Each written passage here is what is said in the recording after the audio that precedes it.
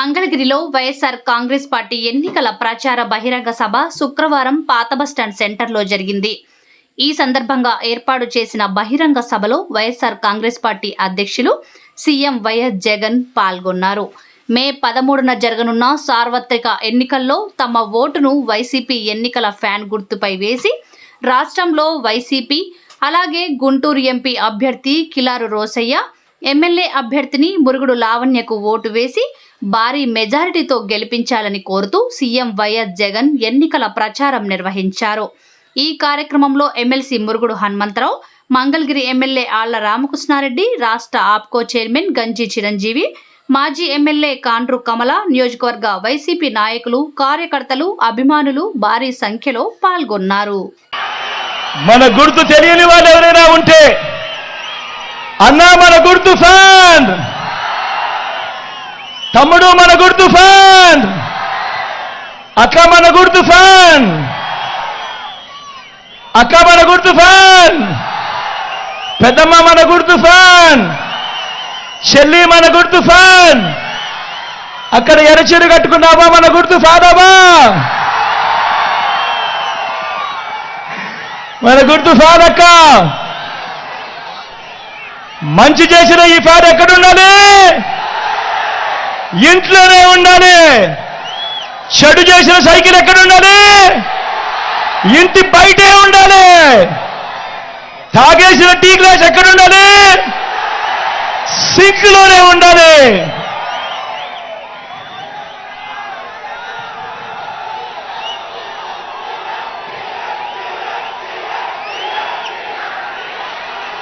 ఈ విషయాలన్నీ మీ అందరికీ కూడా చెబుతూ మీ అందరికీ నా చెల్లిని పరిచయం చేస్తా ఉన్నాను.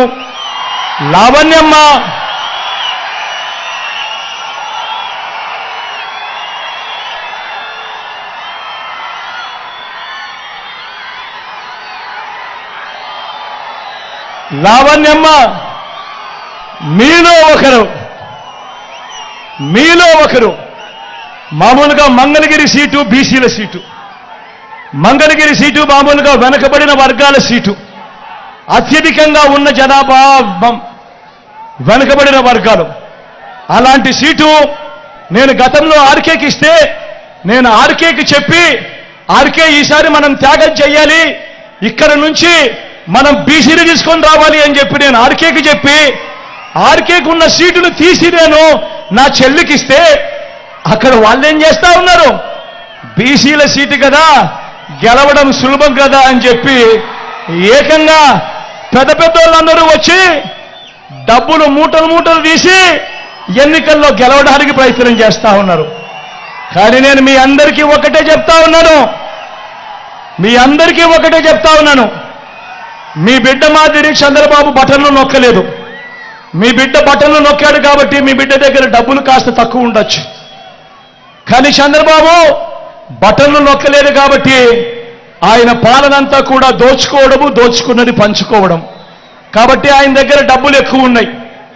ఆయన మీకు డబ్బులు ఇవ్వచ్చు, 2000 ఇస్తాడో, 3000 ఇస్తాడో, 4000 ఇస్తాడో, 5000 ఇస్తాడో. కానీ మీ అందరికీ నేను ఒకటి చెప్తా ఉన్నా, ఆయన డబ్బు ఇస్తే వద్దు అనొద్దండి, తీసుకోండి.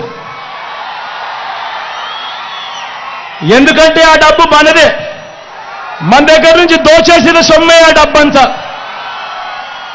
కానీ ఓటు వేసేటప్పుడు మాత్రం అందరూ గుర్తుపెట్టుకోండి, ఎవరి వల్ల మంచి జరిగింది, ఎవరు ఉంటే మంచి కొనసాగుతుంది అన్నది గుర్తుపెట్టుకొని ప్రతి ఒక్కరిని కూడా ఓటు వేయమని కోరుతా ఉన్నా. అలాగే నా పక్కన ఎడం వైపున రోసయ్య నిలబడి ఉన్నాడు, ఎంపీ అభ్యర్థిగా తాను. ఈరోజు మన ఆంధ్ర రాష్ట్రంలో సామాజిక సాధికారత అనేది ఒక విధానంగా మార్చారు జగనన్న. మరి చట్టసభల్లో కూడా బీసీ, ఎస్సీ, ఎస్టీ మైనారిటీలకి 55% ఇంకా పైగానే మరి అవకాశాలు కల్పించి మరి వాళ్ళ అభివృద్ధికి తోడ్పడుతున్నారు. అలాగే జ్యోతిరావు పులే గారు కానివ్వండి, డాక్టర్ బిఆర్ అంబేద్కర్ గారు కళలను నెరవేరుస్తూ, అలాగే మన మహానేత వైఎస్ రాజశేఖర రెడ్డి గారి అడుగుజాడల్లో నడుస్తూ జగన్మోహన్ రెడ్డి అన్నగారు ఎన్నో పేదలకి అందుబాటులో ఉండే సంక్షేమ పాలనని అందించిన విషయం మనందరికీ తెలిసిందే. అలాగే ఇప్పుడు ప్రతిపక్షాలు చూస్తుంటే వాళ్ళు నేతన్నలు పోటీ చేసే సీట్లో కూడా వాళ్ళే కేటాయించుకొని వాళ్ళే పోటీ చేస్తున్నారు. మరి ఇక్కడ అవకాశం ఇచ్చిన జగనన్న ఒక ఆల్రెడీ ఓసీగా 2 సార్లు గెలిచిన ఆర్కే గారిని కూడా పక్కన పెట్టి బీసీ చేనేతలకు సంబంధించిన సీట్ ఇది, వాళ్ళకి ఇస్తే బాగుంటుంది అని ఒక బీసీ మహిళగా, అందులోనూ సాధారణమైన మహిళగా నాకు అవకాశం ఇచ్చిన జగనన్నకి మంగళగిరి సాక్షిగా ధన్యవాదాలు తెలియజేసుకుంటున్నాము. ప్రతిపక్షాలు ఈ రోజంతా అవాస్తవాలు మాట్లాడుతా ఓట్ల కోసం అబద్ధపు హామీలు చేస్తూ ఉన్నారు. వాటిని మీరంతా గమనించి నమ్మకుండా ఉండాలి. జగనన్న చెప్పిందే చేస్తారు, చేసేది మనం అందరం ఖచ్చితంగా 100% చేస్తారు అనేది నమ్మొచ్చు. మరి మీరంతా గమనించి అమూల్యమైన ఓటు ముద్రను ఫ్యాన్ గుర్తుకు ఓటేసి మీ అందరూ భారీ మెజార్టీతో గెలిపించాలని కోరుకుంటున్నాను. కిలార్ రోసయ్య గారు ఎంపీ అభ్యర్థిగా పోటీ చేస్తున్నారు. అలాగే ఎమ్మెల్యే అభ్యర్థిగా పోటీ చేసే నన్ను మీరందరూ ఆశీర్వదించాలని మనస్ఫూర్తిగా కోరుకుంటున్నాను. ఇంతమంది ఈ రోజున శ్రీమతి మురుగుడు లావణ్య గారిని, అదేవిధంగా కిలారి వెంకట రోసయ్య గారిని ఎమ్మెల్యేగా, ఎంపీగా గెలిపించడానికి మీరందరూ తరలివచ్చినందుకు మీకు ప్రత్యేకమైనటువంటి ధన్యవాదాలు, నమస్కారాలు తెలియజేసుకుంటా ఉన్నా. 2019లో ఇదే మంగళగిరి లోకేష్ గారికి ఎలాంటి పరాభవం చూపించిందో ఇంకా చరిత్ర మర్చిపోలేదు.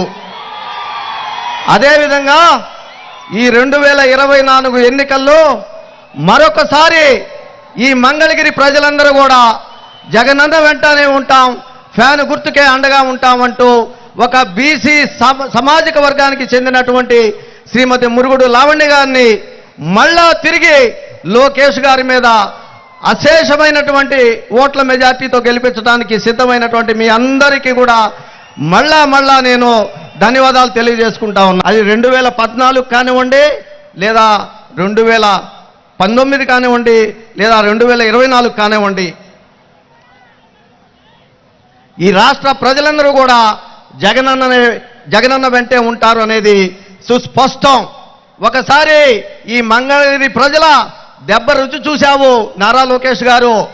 మరొకసారి తిరిగి ఇదే మంగళగిరిలో ఖచ్చితంగా నిన్ను ఓడించటానికి ఈ మంగళగిరి ప్రజలు సన్నిద్ధంగా ఉన్నారని చెప్పి నేను తెలియజేసుకుంటా ఉన్నా.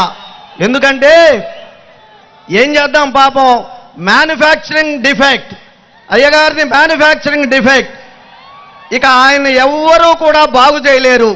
తలబట్టు కూర్చుంటా ఉన్నాడు నారా చంద్రబాబు నాయుడు గారు.